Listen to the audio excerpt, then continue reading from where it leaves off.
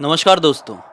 ब्रिडी सद के आज के इस एपिसोड में मैं आप सभी लोगों के सामने संगीता नाम की एक साधारण सी लड़की के साथ घटी हुई इतनी खतरनाक घटना की कहानी लेकर आ गया हूं, जिसे सुनकर आप लोग अकेले हॉस्पिटल में जाने की हिम्मत जुटा ही नहीं पाएंगे। क्योंकि ये जो घटना इनके साथ घटी थी, ये एक हॉस्पिटल के विजिट के दौरान घटी थी। तो आइए चलते हैं आज से काफ़ी साल पहले, जब संगीता की उम्र रही होगी यही कोई 15-16 साल के आसपास की, और जानते हैं इस खौफनाक घटना की कहानी को। तो ऐसा था कि संगीता राजस्थान के एक छोटे से गांव में अपने पिताजी के साथ अपनी अच्छी खासी जिंदगी जी रही थी। यहाँ पर सिर्फ ये और इनके पिताजी ही अपने परिवार में थे, और इनके अलावा इनके परिवार में कोई और नहीं था। उनके पिताजी संगीता से बहुत प्यार करते थे और कभी भी माँ की कमी महसूस होने ही नहीं दिए थे। कभी कभी क्या होता था ना कि रात बेरात संगीता के पिताजी अपने खेतों में पानी डालने के लिए चले जाया करते थे। तो उन्हें बहुत चिंता होती थी अपने घर पर अपने बेटी की कि यार ठीक होगी कि नहीं, सही सलामत होगी कि नहीं। क्योंकि दिन में तो वो जितना भी काम करते थे, बाहर रहते थे, उन्हें उतनी टेंशन नहीं रहती थी क्योंकि दिन का चल जाता है। लेकिन रात बेरात उन्हें अपनी बेटी की बहुत चिंता लगी रहती थी। इसलिए अपने घर का ना जो आंगन था, वहाँ पे एक मेन गेट लगा हुआ था, उसमें ताला मार के ज़रूर वो बाहर जाया करते थे कि कोई भी ऐसा गड़बड़ इंसान घर पे ना पहुँच जाए और बेटी के साथ कुछ गड़बड़ी ना हो जाए। ऐसी एक दिन की बात है भैया। संगीता के पिताजी अपने खेत में काम करने के लिए कुछ गए हुए थे रात के वक्त, क्योंकि उस समय ना इनके गांव में बहुत चोरी वोरी की वारदात हो रही थी। खेत में जितने भी लोगों के अनाज फल ये सब लगे हुए हैं, कुछ भी लगा हुआ है ना, तो चोर चोरी करके ले जा ले रहे हैं और उसको बेच दे रहे हैं अपने हिसाब से। तो इसीलिए ही कुछ देख रेख के काम की वजह से उसके पिताजी ने आंगन में लगे हुए लोहे के गेट में ताला मारे और संगीता को बोले कि चिंता मत करना, मैं थोड़ी ही देर में घर पहुंच जाऊंगा, तू आराम से खाना खा के सो जा, मैं आके खा लूंगा। संगीता ने बोली ठीक है पापा, आप चले जाओ। दरअसल इन लोगों का जो खेत था इनके घर से 4 से 5 किलोमीटर की दूरी पर था। जी हाँ, थोड़े आउटर इलाके में इनका खेत था। वो अपनी साइकिल उठाए और खेत की तरफ बढ़ गए। पिताजी के जाने के ठीक 20 मिनट बाद से संगीता को पूरी बॉडी में कपकपाहट सी महसूस होने लगी। वो बहुत कांपने लगी। मतलब हल्की हल्की ये गर्मी का ही मौसम था, ठंड का मौसम नहीं था। गर्मी आने लगी थी, मतलब फरवरी वगैरह का टाइम रहा होगा। तो इसको इतनी ठंड कैसे लग रही है इसको समझ में नहीं आ रहा था। फिर इसने ऐसा खुद का हाथ वाथ पकड़ के देखी तो ये पाई कि इसको बहुत तेज फीवर हो गया है। इतना तेज फीवर कि दांत भी ऐसे ऐसे ऐसे होने लगे थे। अब ये डर गई, क्योंकि अभी ना कुछ ही दिनों पहले इनके मोहल्ले में एक लड़का था जिसको ना फीवर सर पे चढ़ गया था और उसकी मृत्यु हो गई थी। डॉक्टर ने बोले थे कि ये लड़का बहुत देर हो गया, अगर आप इसको थोड़ी पहले हॉस्पिटल में लेकर आए होते तो हम इसको बचा लिए होते। इसका फीवर तो सर पर चढ़ गया था इसलिए इसकी मृत्यु हो गई है। तो कुछ ही दिन पहले इनके मोहल्ले में ऐसी मृत्यु हुई थी। तो ये बहुत डर गई थी वो चीज़ याद करके कि कहीं कोई ऐसा ही फीवर मेरे सर पर चढ़ गया तो मैं तो फालतू में मर जाऊंगी यार। और मेरे पापा तो खेत में गए हुए हैं, उनको तो कुछ अंदाज़ा भी नहीं रहेगा। उस ज़माने में ऐसा मोबाइल वगैरह ऐसा कुछ होता नहीं था लोगों के पास। ऐसी कोई टेक्नोलॉजी गांव तक पहुंची नहीं थी, लोगों को मालूम ही नहीं था इस टेक्नोलॉजी के बारे में जो आज के टाइम पे इतना इजी हो गया है। तो इसने सोची कि यार थोड़ी देर और देखती हूँ, पापा नहीं आए ना तो मैं खुद ही हॉस्पिटल चले जाऊंगी। हमारे गांव से थोड़ी ही आगे एक सरकारी अस्पताल पड़ता है, वहां पर जाकर चेकअप करा लूंगी, वो 24 घंटे खुला रहता है। अब भैया आधे घंटे बीत गए, 1 घंटे बीत गए, पिताजी का कुछ अता पता नहीं। वो आने का कोई आसार ही समझ में नहीं आ रहा है। तो इसने सोची कि यार अब मुझे चले जाना चाहिए, क्योंकि मेरा फीवर और बढ़ता जा रहा है। अगर बाय चांस ऐसा हो गया, पिताजी तो ताला मार के गए हैं, वो वैसे भी टेंशन फ्री है, बाय चांस ऐसा हो गया कि पिताजी रात में आए ही नहीं, तो फिर मैं कैसा करूंगी। हो सकता है कि पिताजी खेत में ही रुक जाए, हमारे फार्म हाउस में ही खटिया डाल के सो जाए और सुबह सुबह आए, ये सोचकर वो गए हों। मैं चिंता ना करूं इसलिए मुझे ये बोले हों कि मैं थोड़ी देर में आ जाऊंगा। भैया मैं जाती हूँ और हॉस्पिटल में दिखाई देती हूँ खुद को। घर पे कुछ पैसे रखे हुए थे, उसने पैसे अपने पास पकड़ी और बढ़ गई भैया अपने हॉस्पिटल के लिए। वो गेट था, वो कूदी, बाहर की तरफ निकली और पैदल पैदल जाने लगी। अब यहाँ से इनका गांव से लगभग लगभग 2.5 किलोमीटर की दूरी पर यह अस्पताल था। गांव की पूरी सीमा खत्म हो जाती, फिर एक जंगल जैसा रास्ता आता, फिर वो अस्पताल आता। 2.5-3 किलोमीटर का सफर तय करने के बाद जब ये पैदल पैदल उस अस्पताल के सामने पहुंची तो क्या पाई है, आज अस्पताल बंद है। कैसे बंद, इसको बिल्कुल भी समझ में नहीं आया। नॉर्मली सरकारी अस्पताल तो ऐसे बंद नहीं रहते हैं। वो बड़ी मुंह उतार के कांपते हुए लौटने लगी कि अचानक से जो अस्पताल में काम करने साफ सफाई करने वाला वो जो कर्मचारी होता है वो उसको दिखाई दिया। उसने बोला कि भैया ये अस्पताल आज बंद है क्या? इसने बोला कि हाँ, दरअसल आज कुछ तो भी ऐसी सरकारी कुछ मीटिंग हो गई थी सारे डॉक्टर्स की, इस वजह से वो बाहर शहर की तरफ गए हुए हैं, तो आप कल आकर दिखा दो, आज तो आपको कोई ट्रीटमेंट नहीं मिल पाएगा। इसको बड़ी टेंशन हो गई। फिर ये मुंह उतार के घर की तरफ बढ़ने लगी कि अचानक से वो पीछे वाला आदमी क्या कहता है कि अगर आपकी तबीयत थोड़ी ज़्यादा खराब है तो मैं बता दूं, थोड़ी आगे जाके जो लेफ्ट वाला मोड़ आएगा, जो बाजू वाला गांव है ना, वो गांव लगने से पहले ही आपको एक छोटा सा अस्पताल और मिलेगा। वो एक प्राइवेट अस्पताल है, रात बेरात में भी खुला रहता है, आप जाके दिखा दो। हो सकता है थोड़े ज़्यादा पैसे लगें लेकिन आपको ट्रीटमेंट अच्छा मिल जाएगा। इसने बोली कि ठीक है, धन्यवाद भैया, मैं उस तरफ ही जाती हूँ। ये बेचारी बढ़ गई उस अस्पताल की तरफ। इसको इस अस्पताल के बारे में कुछ नहीं मालूम था। आज पहली बार इस आदमी के थ्रू पता चला। ये जैसा रास्ता बताया था वैसे रास्ते में बढ़ गई, सीधे सीधे गई, लेफ्ट ली और फिर वो अस्पताल में पहुंच गई। इस अस्पताल का नज़ारा तो बहुत ही भयावह था। देखने में ऐसा लग रहा था कि अस्पताल बहुत ज़्यादा पुराना है और इसकी देख रेख कोई नहीं करता है। इससे कई गुना साफ सुथरा तो वो गवर्नमेंट हॉस्पिटल दिखता था। खैर, ये अंदर पहुंची और अंदर एक ही डॉक्टर मौजूद था और 3-4 पेशेंट अपना ट्रीटमेंट करवाने के लिए आए हुए थे। ये भी कुर्सी में बैठ गई। उसने लोगों का ट्रीटमेंट किया और फिर जब इसका नंबर आया तो डॉक्टर ने कह दिया कि सुनिए सुनिए सुनिए, अब जो कोई भी बाय चांस बचे हुए हैं, हम कह दे कि हमको अर्जेंटली निकलना पड़ रहा है, हम ट्रीटमेंट अभी नहीं कर पाएंगे। तो ये टेंशन में आ गई कि यार मैं इतनी देर से बैठी हुई हूँ, पता नहीं पापा भी घर पर आ गए होंगे, उनको टेंशन देकर मैं घर से निकली हुई हूँ, तो ये तो गड़बड़ हो जाएगा। उसने बोली सर प्लीज़ मुझे कोई दवाई बता दीजिए, मुझे बहुत तेज़ फीवर लग रहा है। तो सर ने बोले अच्छा सिर्फ फीवर ही है? तो इसने बोली हाँ सिर्फ फीवर ही है। डॉक्टर साहब ने एक इंजेक्शन लगा दिया इसको अंदर ले जाके, और फिर जब ये बाहर घर की तरफ लौटने लगी ना, तो यहाँ पर साफ सफाई करने वाली एक औरत थी, बूढ़ी औरत। इसको रोकते हुए क्या कहती है कि बेटा सुन सुन, डॉक्टर साहब तो जा रहे हैं, अस्पताल में सिर्फ मैं रहूंगी, भलाई के लिए बोल रही हूँ, तू घर मत जा, तू रुक जा। इसने बोली कि क्यों नहीं जाऊं आंटी, मेरे घर पर पापा आ गए होंगे और पापा को बिल्कुल भी आइडिया नहीं है कि मैं ऐसे अस्पताल के लिए निकली हुई हूँ, मेरी तबीयत खराब है, उनको बहुत चिंता हो रही होगी। तो वो बोलती है कि नहीं बेटा, तू वो इस गांव की है ना, वो गांव के बारे में मुझे पता है, यहाँ से उस गांव के रास्ते में कुछ ठीक माहौल नहीं रहता है रात के वक्त। रात के वक्त कहते हैं लोग कि उस रास्ते में ना 9-10 भूत भटकते हैं। ये बोलती है कि नहीं आंटी ऐसा नहीं हो सकता, मैं अभी तो वहाँ से आई हूँ और मुझे कुछ ऐसा आभास नहीं हुआ है।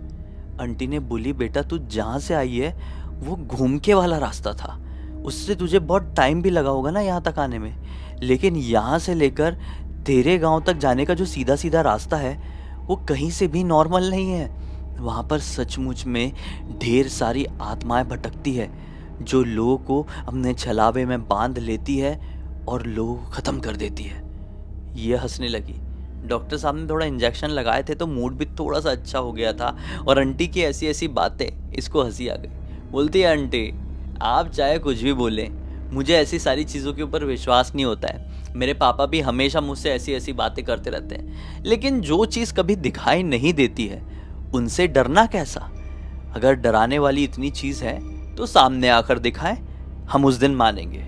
ठीक है आंटी जी, थैंक यू, आपने मेरी चिंता करी, मैं चलती हूँ। वो आंटी जी को थैंक यू कह के उस सीधे सीधे वाले रास्ते से ही अपने घर की तरफ आने लगी। ऐसा भी नहीं आंटी जी ने बता दिए कि सीधे सीधे रास्ते में भूत प्रेत घूमते भैया, तो वही बड़े वाले रास्ते से घूम के चले जाए जैसे ये आई थी यहाँ पर। नहीं, वो उसी रास्ते से गई जिस रास्ते के बारे में आंटी ने उसको सतर्क करी थी, सावधान करी थी। थोड़ी आगे जाने के बाद उसे रास्ते में एक अंकल जी दिखाई दिए जो कि उसके गांव की तरफ से ही आ रहे थे। ये अंकल जी कौन थे इसको पता नहीं, लेकिन इसको रोक कर कहते हैं बिटिया तू इस रास्ते से अपने गांव की तरफ क्यों जा रही है, तुझे इस रास्ते के बारे में कुछ पता नहीं है क्या? आते आते तुझे किसी ने सतर्क नहीं किया क्या? ये बोलती है, अंकल मुझे सतर्क तो किए एक आंटी ने, लेकिन आप भी तो यहीं से आ रहे हैं ना, तो फिर मैं क्यों ना आऊँ? ऐसी चीज़ें सिर्फ लड़कियों के लिए क्यों होती है? आप क्यों टेंशन लेते हैं अंकल? कुछ नहीं होता, छोड़िए ना, मुझे जाने दीजिए।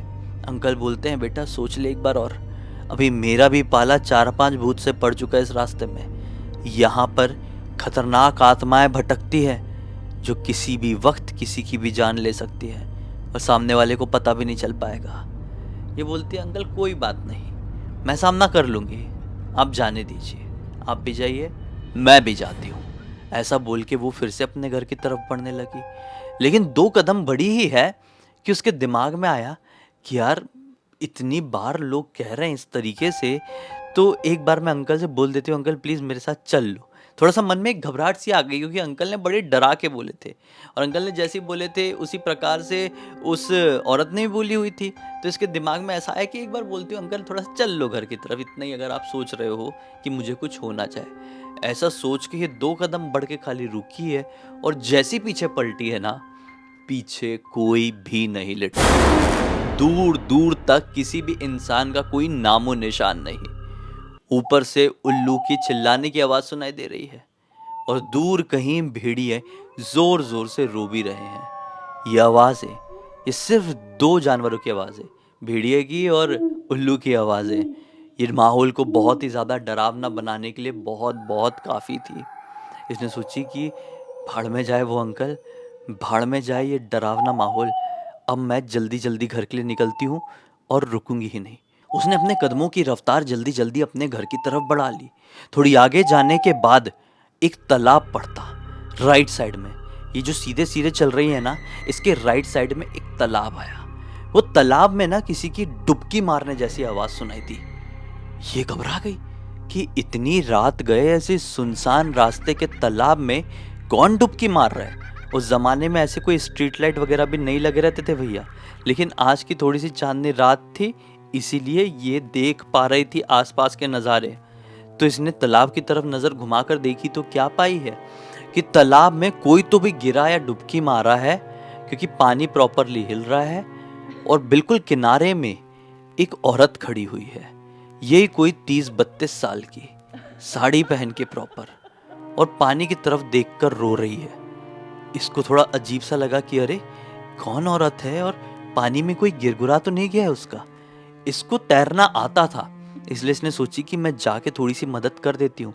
वैसे ये रास्ता ठीक नहीं है, इस रास्ते के बारे में 2-2 लोगों ने सतर्क किए हैं, और यहाँ पर ये औरत भी है जिसका कोई शायद पानी में गिर गया है। मुझे तैरना आता है, मैं मदद कर देती हूँ। ये सोचकर ये उस औरत की तरफ, उस तालाब की तरफ बढ़ी ही है कि वो औरत इसकी तरफ टर्न करी। ये औरत दिखने में पूरी तरह से नॉर्मल थी। ये उस औरत से आवाज ला के कुछ बोलने ही वाली थी कि औरत इसको देखते देखते पीछे हुई और पीछे बाम से तालाब में गिरी। अब ये देख के बिल्कुल हक्की बक्की रह गई कि अरे पहले तो शायद कोई और गिरा पानी में, उसके चक्कर में औरत रो रही थी, अब ये औरत खुद गिर गई है। ये भागते भागते तालाब के पास पहुंची कि मैं मदद कर दूंगी। तालाब में ये पैर रखने ही वाली थी, उतरने ही वाली थी कि झटके से जुप से कोई ऊपर आया। ये ऊपर देखी, क्या देखती है वो औरत, ऐसा हाथ फैला के, बड़ी बड़ी आंखें करके, हवा में उड़ते हुए इसको बड़ी घूर घूर के देख रही है। कुछ इस प्रकार की आवाज निकाल रही है जैसे कि एक भूखा जानवर निकालता हो। वो औरत हवा में उड़ रही थी, खौफनाक दिखाई दे रही थी, एक भूखे जानवर जैसे आवाज निकाल रही थी। अब ये नजारा देखकर कौन विश्वास नहीं करेगा? कितना भी बड़ा कोई नास्तिक हो, उसके सामने ये नजारा आ जाए ना, तो वहीं पे हवा टाइट हो जाएगी। और ये तो पहले से ही ऑलरेडी थोड़ी थोड़ी डरी हुई थी कि कुछ हो ना जाए, कुछ सामने आ ना जाए, और सामने ये नजारा दिखाई दे दिया। ये चिल्ला के वापस से अपने घर की तरफ भागना शुरू करी, क्योंकि अब कोई दूसरा रास्ता नहीं था। ये लगभग आधा सफर इस रास्ते में तय कर चुकी थी। अब ये वापस लौट कर जाती, और रास्ते में कोई अंकल भी दिखाई दिया था, रास्ते में कोई और भी दिखाई दे देता। ये लौट के जाती तो बहुत बड़ा रिस्क हो जाता, इसलिए ये वापस से अपने घर की तरफ भागना शुरू करी है। थोड़ी आगे भागते भागते पहुंची तो क्या पाती है कि एक पेड़ है बरगद का। बरगद के पेड़ की डालियां मोटी मोटी रहती है। भागते भागते क्या पाई कि सामने वाला बरगद का पेड़ हिल रहा है। अब ये डर गई कि भैया ना हवा चल रही है, ना कोई तूफान, ना कोई भूकंप, सामने का पेड़ ये हिल कैसा रहा है। हिलते हिलते इसने नजर डाली पेड़ के ऊपर की तरफ। एक डाल में लिटरली 2 आदमी बैठे हुए हैं। एक आदमी का आधा शरीर जला हुआ दिखाई दे रहा है, एक आदमी के पैर हैं ही नहीं, और जिसके पैर नहीं है उसने अपने हाथ में एक लालटेन लेकर रखा हुआ है। उसी लालटेन से ये दोनों आदमियों की शक्ल और पूरा हुलिया दिख रहा है। ये देख के समझ गई कि जो ऐसे बैठे हुए हैं ये दोनों, ये किसी भी प्रकार से, किसी भी एंगल से इंसान तो नहीं है। लेकिन अब ऐसी सिचुएशन में संगीता करे तो करे क्या, क्योंकि पीछे वो उड़ती हुई भूत, वो औरत जो कि ऐसे तालाब के ऊपर हवा में तैर रही थी, और सामने की तरफ ये दोनों आदमी जो कि लालटेन लेकर ऊपर बरगद के पेड़ की डाल में बैठकर इसे घूर रहे थे। इसने आओ सोची ना ताओ ये डिसीजन ली कि मैं अपने घर की तरफ ही भागती रहूंगी। ये उस डाल के नीचे से होते हुए जैसी क्रॉस करिए इस पेड़ को कि वो जंप मार के इसके सामने आए पीछे से आगे, और जैसे इसके सामने आए जोर जोर से हंसने लगे। ये उस नजारे को देखकर घबराहट के मारे बेहोश होने ही वाली थी कि उसे अपने पिताजी की शक्ल याद आ गई कि आज उसे कुछ हो जाता तो उसके पिताजी कभी भी खुद को माफ नहीं कर पाते और उनके अकेले की जिंदगी कैसे चलती। इसलिए उसने खुद को पेड़ को पकड़ के संभाली और भगवान को याद करी है, और फिर वापस से तेजी से घर की तरफ भागना शुरू करी है। लिटरली ये तीनों आत्माएं कहें, भूत कहें, या जो भी थे, लुटेरे थे, जो भी थे भैया, इसके पीछे भाग रहे हैं। ये भाग रही है, वो भाग रहे हैं। थोड़ी देर भागने के बाद ये लिटरली अपनी गांव की सीमा के अंदर प्रवेश करी है। इसी गांव की सीमा में ना रात में पता नहीं क्यों मशाले जलाकर रखी जाती थी। पता नहीं क्यों, जो भी रीज़न होगा, गांव की सीमा में ना ऐसा एक द्वार जैसा बना हुआ था सीमेंट का, एक ऐसा प्रॉपरली एंट्री गेट जैसा, वहाँ पर मशाले जलाकर रखी जाती थी। पता नहीं आज की ये मशाले इतनी देर तक कैसे जल रही थी। हो सकता है कि किसी ने ऐसी जला के चले गया होगा अभी, हो सकता है आज की मशालों में ज़्यादा कुछ ऐसा डाला गया होगा कि इतनी देर तक चल रही थी। लेकिन इन मशालों को जैसे इसने क्रॉस करी है कि वो जो भी पीछे से भाग रहे थे वो उसी जगह पर रुक गए। ये भागते भागते दौड़ते दौड़ते घर पहुंची तो क्या पाई, इसके पिताजी मेन गेट में ही खड़े हुए हैं और बड़े घबराए हुए हैं। चिंता में जैसे ही अपनी बेटी को देखे तो उनकी जान में जान आई। तुरंत बेटी को पकड़ के अंदर लेकर गए, बोले क्या हो गया, कहाँ चली गई थी, पूरी बात बता। अब इसने पूरी बात बताई है। पिताजी ने बोले हैं कि बेटा, जिस मशाल को तू आम मशाले समझ रही थी वो आम मशाले नहीं है, बल्कि हमारे गांव के जो मुखिया हैं इन मशालों को गांव की रक्षा के लिए ऐसे लगाते हैं। ये हमारे गांव के रक्षक देवता के मंदिर में प्रज्वलित की हुई मशाले होती है, जिसे हमारे गांव के द्वार में सिर्फ और सिर्फ रक्षा के लिए लगाया जाता है कि कोई बुरी एंटिटी, कोई मुसीबत हमारे गांव में प्रवेश ना कर सके। आज उन्हीं 2 मशालों ने तेरी जान बचाई है। हमारे गांव के रक्षक देवता ने उन आत्माओं से तेरी जान बचाई है। ये तो भैया वहां पे ऐसी हो गई कि इसको काटो तो खून नहीं, ये सिचुएशन हो गई थी। बस ये पानी वानी पी और सो गई है। इसके बुखार में कोई आराम नहीं मिला, उल्टा और थोड़ा सा बढ़ गया। 1 महीने तक ये डर में, बुखार में जूझी है। इलाज चल रहा था, दवाई चल रही थी, सब कुछ। लेकिन फिर ये जैसी ठीक हुई ना तो इसके पिताजी ने इसका रिश्ता ढूंढ के फटाफट शादी करा दी है, क्योंकि वो रिस्क नहीं लेना चाहते थे कि उनकी लड़की के ऊपर किसी की आत्मा की ऐसी नज़र पड़े और उनकी लड़की कुछ ऐसा हो जाए। इसलिए उन्होंने फटाफट अपनी लड़की की शादी करा के सेफली इस गांव से बहुत दूर भेज दिए और अपनी ज़िंदगी भी अच्छे से जीने लगे, और लड़की की ज़िंदगी तो ऑलरेडी अच्छे से अब चलेगी ही। इनकी शादी के बाद काफ़ी साल बीत गए और अभी से कुछ दिनों पहले संगीता जी ने अपने भांजे को, जी हाँ, अपने पति के भांजे को, मतलब इनका भी भांजा हुआ ना, ये पूरी कहानी सुनाई और उसने हमें ये इंस्टाग्राम पर लिख कर भेजा। हमने सोचा आप लोगों को सुनाए, जिससे आप लोग एक बहुत अच्छी सीख और मनोरंजन मिले। सीखिए कि रात बेरात ऐसे ही कोई भी रास्ते में ना बढ़ जाए। कोई सतर्क कर रहा है तो समझ जाइए, हो सकता है उस रास्ते में सचमुच में कोई ना कोई गड़बड़ हो। उम्मीद करते हैं कि अब तक इस वीडियो को देख लिए हैं तो लाइक जरूर कर देंगे। चैनल को सब्सक्राइब करके बेल आइकन दबा के ऑल के ऑप्शन में क्लिक करना, क्योंकि इसी तरह के हैरान कर देने वाले खौफनाक वीडियोस डेली आप लोगों के सामने लेके आता रहता हूँ। इंस्टाग्राम की लिंक इस वीडियो के डिस्क्रिप्शन बॉक्स में जाए, क्लिक करके डायरेक्टली वहां पर पहुंच जाना। और इसी तरह की कोई भी कहानी, टॉपिक या जानकारी आप लोग के पास भी तो लिख भेजना। हो सकता है मेरा अगला वीडियो कल आपके हिसाब से ही बन रहा हो। तो चलिए कल फिर से मिलते हैं, तब तक के लिए बहुत बहुत धन्यवाद। आपका दिन शुभ हो।